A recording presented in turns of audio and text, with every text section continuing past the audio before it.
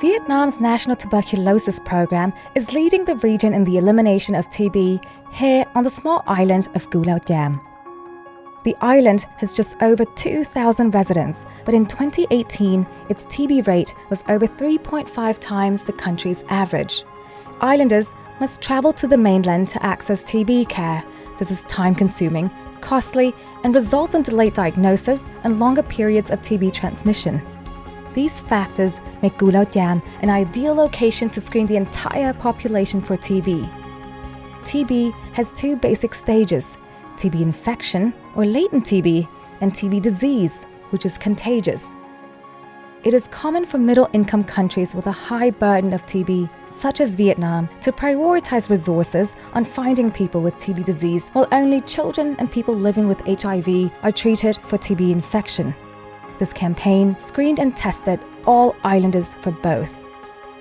To begin, every household was mapped and residents were pre-entered into an electronic database, which was accessible using a 4G-enabled tablet and an mHealth app. Mobilization teams then went door to door explaining the importance of the campaign and recruiting residents. A TB symptom screening form was filled out and a tuberculin skin test, or TST, was administered. Everyone was given an appointment time to attend a health fair over the next 2 to 3 days. At the events, participants had their skin tests read to identify TB infection, and they were screened for TB disease using a chest X-ray.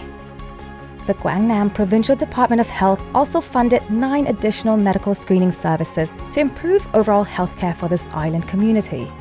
People who had an abnormal chest X-ray required further testing to diagnose TB disease. These individuals were asked to cough up a sputum sample. At the end of each day, sputum samples were transported to the district's TB laboratory on the mainland for testing with the expert MTB-RIF assay, which detects TB disease and drug resistance.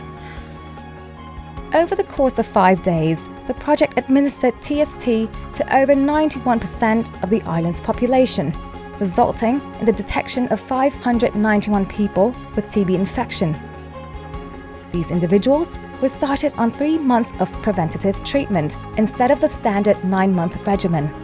This was the first time this shorter regimen was used in Vietnam at this scale.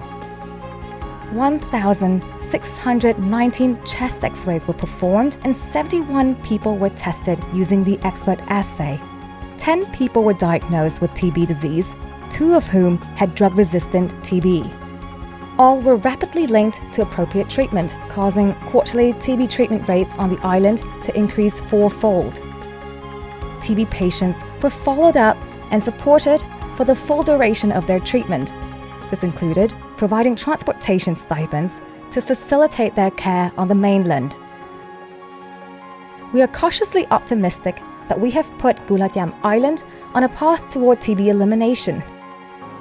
The increased TB disease treatment should lead to a significant reduction in both transmission and new TB infections, while the large-scale provision of TB infection treatment should prevent people who were already infected from developing TB disease.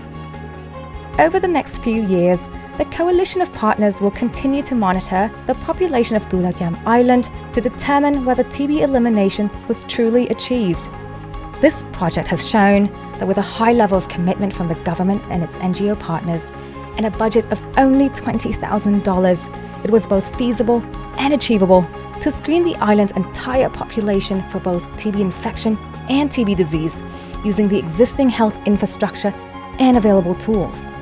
This comparatively small project in Vietnam is providing a roadmap for the global health community in strategies to eliminate tuberculosis.